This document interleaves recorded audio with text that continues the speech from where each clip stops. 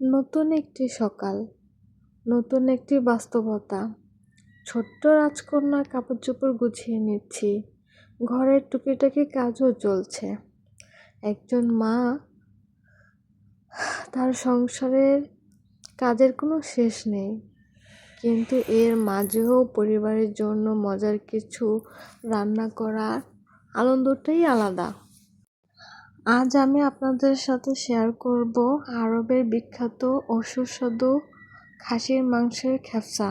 সুগন্ধি চাল, নরম খাসির মাংস দিয়ে বিশেষ আরাবিয়ান মশলা তৈরি হবে দারুণ এই খাবারটি। চলুন আমার এই সকালবেলার ব্যস্ততা আর রান্নার যাত্রা আপনারাও সঙ্গী হন। জানেন তো, প্রতিটি সকাল একজন মায়ের কাছে নতুন দায়িত্ব নিয়ে আসে। ছোট্ট মেয়ের কাপড় গুছিয়ে রাখা, ঘর সামলানো আর পরিবারের মুখে হাসি ফোটানোর জন্যই ভালোবাসা দিয়ে রান্না করা। আজ সেই ভালোবাসার রান্নাঘর তৈরি হবে আরাবিয়ান খেফসা। চলুন শুরু করি আজকের দিনের সুন্দর একটি গল্প। তার আগে আমার মেয়েকে গোসল টোসল করিয়ে সুন্দর করে ভালো একটি ড্রেস পরিয়ে নিচ্ছি। এটাও আমি হাতে বানিয়েছি, ম্যাচিং করে পরেছি। মা ও মেয়ে গোসল টোসল করে ড্রেস পরিয়ে ওকে ঘুম পাড়িয়ে রান্নাঘরে যাব। চলুন। আসসালামু আলাইকুম, কেমন আছেন আপনারা সবাই? আজকে আমি আপনাদের সাথে শেয়ার করব আমার বাবার খুব পছন্দের একটি খাবার। খাবারটি আরব বিশ্বের অত্যন্ত জনপ্রিয় এবং সুস্বাদু খাবার। খাসির মাংস দিয়ে আরাবিয়ান স্টাইলের খেফসা বিরিয়ানি রান্না করছি। আমি বলছি এইখানে আমি কি দিয়েছি।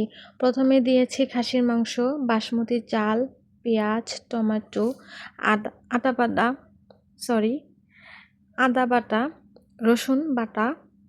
তারপর আমি দিয়েছি দারচিনি, এলাচি, লং, তেজপাতা, গোলমরিচ, বিশেষ এক ধরনের মশলা, তারপরে ঘি, এগুলো দিয়ে আমি গোস্তটা বসিয়ে দিয়েছি।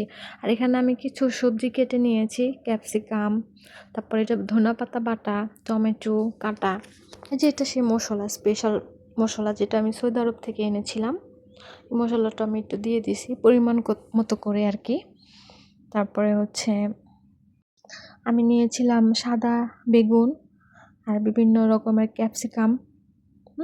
তারপরে এটা দিয়ে আমি নেড়ে চেড়ে এটা মাংসটা আসলে সিদ্ধ করে নিব। আর এটা হচ্ছে আপনার শুকনো লেবু। এখানে আমি একটু তেল দিয়ে দিলাম, সাদা সয়াবিন তেল দিয়ে আমি ভালো করে এটা আমি নেড়ে চেড়ে দিচ্ছি। এই মাংসটা সিদ্ধ হোক। আমি বড় এলাচ নিয়েছিলাম। আর আমি তো রান্না শেখাচ্ছি না, আমি জাস্ট শেয়ার করতেছি। আপনারা অবশ্যই ভালো জানেন, আর যে জানবেন না তারা গুগলে অথবা যে কোনো প্ল্যাটফর্মে, ইউটিউব বলেন বা যেখানে বলেন, সার্চ দিলে আপনারা এটা পাবেন যে কীভাবে রান্না করতে হয়। কিন্তু আমি একদম অল্প সময়ে এইভাবে রান্না করি। আমি চালটা ধুয়ে নিয়েছি, চিনি গুঁড়া পোলার চাল নিয়েছিলাম, বাসমতি দিয়েছিলাম অল্প কালার করার জন্য। তারপরে যে এটার আমি সুন্দর করে পাক উঠে গেছে, তারপর হচ্ছে ভালো করে আমি সিদ্ধ করে নিব। আমার চ্যানেলে নতুন নতুন ভিডিও পেতে অবশ্যই চ্যানেলটি সাবস্ক্রাইব করে পাশে থাকবেন। কি সাপোর্ট পাবো তো আপনাদের, ইনশাল্লাহ। আমি এটা ঢেকে দিলাম। আর এটা হচ্ছে বিভিন্ন রকমের বাদামগুলো সিদ্ধ করে আমি ভেজে নেব। তো কিশমিশ নিয়েছি, আখরোট, তারপরে পেস্তা বাদাম, তারপর হচ্ছে চীনা বাদাম নিয়েছিলাম। আর এখানে আমি কিছু চাল ধুয়ে রাখছি। এটা হচ্ছে মটরশুঁটি, এটা সিদ্ধ করে নিয়েছিলাম। আর এটা ওই যে সিটি দিচ্ছে, কয়েকটা 5টা সিটি দিছি, কারণ এই মাংসটা অনেক সফট, অনেক সফট হয়। একদম মুখে দিলে একদম নরম, জাস্ট অসাধারণ। তো আমি বিভিন্ন রকমের রান্না করি, কিন্তু এটা আমি ভিডিও করব তারপর হচ্ছে ব্লগ বানাবো, ওটার জন্য আমি এভাবে রান্না করি নাই। এটা জাস্ট রান্না করতেছিলাম, একটু একটু করে হাতটা ধরে ক্যামেরাটা নিয়ে একটু একটু করে মানে ভিডিওটা নিচ্ছিলাম আর কি। আব্বু বলতেছিল যে কীভাবে রান্নাটা করো, রান্নাটা অনেক মজা হয়। তো ওইটা দেখার জন্য একটু ভাবলাম যে ভিডিওটা আছে এই কোনো রকম আর কি জাস্ট আপনাদের সাথে একটু শেয়ার করি। এইখানে আমি বাদাম আর কিশমিশ একদম কালো করে ভেজে নিচ্ছি, হ্যাঁ, কালো কালো করে। এটা হচ্ছে গাজর, মটর ই মটরের দানা। এটা আসলে ভেজে হালকা ভাজবো, এরকম সিদ্ধ হবে না, হ্যাঁ, হালকা একটু ভাজবো, হালকা একটু মজে মজে আসবে। তারপর আবার এখানে দিয়ে দিলাম পেঁয়াজ বেরেস্তা করার জন্য। পেঁয়াজ প্রথমে যা বেরেস্তা করছিলাম তা গোস্তের মধ্যে দিয়ে দিছিলাম। এখন সবগুলো উপকরণ একসাথে রেখে দিছি। আর এখানে গোস্তটা হয়ে গেছে। গোস্তটা আমি কি করব, ছেঁকে উঠে নিব সবগুলো গোস্ত। হুম আর এখানে খুব কম দিছিলাম, কারণ শুধু বাবা একা খাবে, আমিও একটু খাবো এই আর কি। আমার মেয়ে তো অনেক ছোট, আজকে আমার মেয়ের হচ্ছে 4 দিন, আর এজন্য অল্প পরিমাণে রান্না করছি। যাই হোক, আলহামদুলিল্লাহ। এখন এটারে আমি হালকা একটু করে নিব। তারপর এটা আমি সবগুলো মশলা না আমি সেঁকে নিচ্ছি। সবগুলো মশলাগুলা আমি সুন্দর করে, এটা আমি মাংসটা কিন্তু অনেকে ভাজে না, আর আমার কাছে ঘি দিয়ে ভাজলে ফ্লেভারটা জাস্ট অনেক অনেক ভালো লাগে। হ্যাঁ, এই যে অল্প মাংস, এই 3 থেকে 4-5 টুকরা মাংস হবে। এই এটা বললাম না, মাংসগুলো খুব নরম হয়। এগুলো হচ্ছে মশলা ফেলে দিলাম, আর এই পানিটা দিয়ে আমি চালটা এবার সিদ্ধ করে নিব। কারণ ওরা এরকমই, মুরগি অথবা গরু বা গানাম, উট বা যেটাই হোক, ওইটা রান্না করার সময় ওরা ওই গোস্তটা সিদ্ধ করে, ওরা তো অনেক সময় লবণ দিয়েও সিদ্ধ করে, সাদা সিদ্ধ করে, হ্যাঁ, ওই পানিটা দিয়ে আবার ওরা রাইসটারে সিদ্ধ করে নেয়। তো ওটার ফ্লেভারটা আসলে মজা লাগে। তা আমি যে পানিটার মধ্যে আমি চালগুলো খুব আস্তে আস্তে ঢেলে দিচ্ছি, আর আমিও তাড়াহুড়া করতেছি। আর নিজের শরীরটাও তো জানেন তো, খুবই অসুস্থ, অনেক অসুস্থ, বেশি দাঁড়ায় থাকতে পারি না।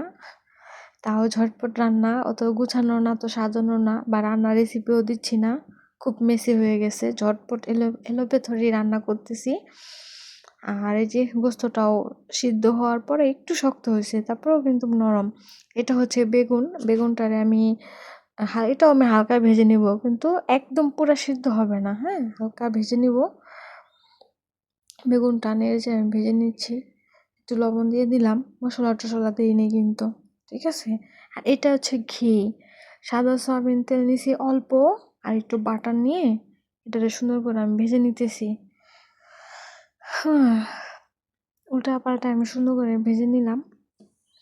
আর আমার এই ভিডিওগুলো যদি আপনাদের ভালো লাগে, তাহলে অবশ্যই অবশ্যই এই চ্যানেলটি সাবস্ক্রাইব করবেন, ঠিক আছে। আর আমি যে সবগুলো মশলা মানে ওই যে এটা হচ্ছে লেবু পানি, হ্যাঁ, লেবু পানি, আর হচ্ছে এগুলা পেঁয়াজ, এগুলা সবগুলো দিয়ে একটু মাখা মাখা করে একটু ঝোল ঝোল করে রাখবো আর কি। এটারে জানি কি বলে আরবিতে আমি জানি না, কিন্তু বাংলায় হয়তো বা কোনো একটা ভেজিটেবল হবে, ভেজিটেবল তরকারি বা কি হয় জানি না। যাই হোক, কিন্তু ওরা এইভাবে রান্না করে। হ্যাঁ, বেগুনটা অনেক বড় দেয়, অনেক বড় লম্বা টুকরা দেয়, কিন্তু আমাদের বাংলাদেশে তো দেখতে অগোছালো লাগে, কারণ ওরা এই সবজিটা রান্না করে এক একটা সবজি এক একটা সাইজের হয়, বড় ছোট এরকম আর কি। এটাকে জানি কি বলে একটা খাবার, এটা মজা হয়, কিন্তু আমি সবগুলা সাইজ মতোই কেটে নিছি। তারপরে যেমনি করে এটাও হচ্ছে। আর এখানে আমার পোলাওটার কি অবস্থা দেখি, এটাও দমে দিয়ে দিছিলাম, রাইস কুকারে বসাই দিছি, এই না, এই যে সিটিতেই বসাই দিছি, হ্যাঁ, এটাও প্রায় হয়ে গেছে। মাশাল্লাহ মাশাল্লাহ, এত সুন্দর একটি গ্রান আসছে, মানে খুবই মজার একটা ঘ্রাণ আসছে, বুঝছেন? এই যে মাংসটাও এরকম হয়েছে, মাংসটাও একটু একটু গুঁড়া গুঁড়া ছিল এখানে, আর এখানে ছিল হচ্ছে পোলাও চালটা এরকম হয়েছে। আর সিদ্ধ হয়ে গেছে অলরেডি, সব শেষ। এখন হচ্ছে সাজায় দিব আর কি। বাবার জন্য বাড়তেছি, প্লেটটা সুন্দর করে একটু শসা খেটে দিয়ে একটু সাজা দিই। আসলে প্রথমে আসে না দর্শনারী তারপর গুণ বিচারী, ব্যাপারটা হলো এরকম। সাজানোটা যদি একটু সুন্দর হয়, লোভনীয় হয় খাবারের বেলা, তাহলে কিন্তু খেতেও আরো বেশি ভালো লাগে। তো বাবাকে দিচ্ছি সুন্দর করে গুছাইয়া। চারপাশে একটু শসা দিয়ে দিলাম। তারপরে এখানে যে ভেজে রাখা যে এটা কি জানি বলে, ওই যে ভেজে রাখছিলাম না, বাদাম, তারপরে পেঁয়াজ বেরেস্তা, কিশমিশি, এটা হচ্ছে, ও এটা কথা তো ভুলে গেছি, এটা হচ্ছে রুটির মতো বানাইয়া ডোবা তেলে ভাজছিলাম। এটা মচমচে করে ওরা পাঁপড় দেয়, তো আমি তো পাঁপড় না দিয়ে আমি যে এটা দিছি। হুম বিশ্বাস করেন এত মজা হয়েছে, একটু মচমচ লাগে, যেটা সেই সবজিটা রান্না করছি, এই সবজিটা দিয়ে এই অ্যারাবিয়ান খ্যাপসাটা আসলে খাওয়া হবে। পরিবেশন করে দিলাম আমার পিতাকে। সে খেয়ে তো মানে খুবই খুবই খুবই খুশি, যে থ্যাংক ইউ। তার জন্য আমি হাদিয়াও পাইছি 100 টাকা, যে রান্না করে অসুস্থ শরীরে রান্না করছে আমার মা, হাদিয়া দিই। রান্নাটা খুব মজা হয়েছে। এই তো, যাই হোক, তো আমি খাচ্ছি। গোস্তটা দেখেন কি পরিমাণ সফট হয়েছে। তারপরে যে মশলাটা নিয়ে নিচ্ছি, নিয়ে এভাবে খাচ্ছি। ধন্যবাদ সবাইকে। আমাদের এই ভিডিওটি যদি ভালো লাগে তাহলে সাবস্ক্রাইব করে পাশে থাকবেন। আল্লাহ হাফেজ।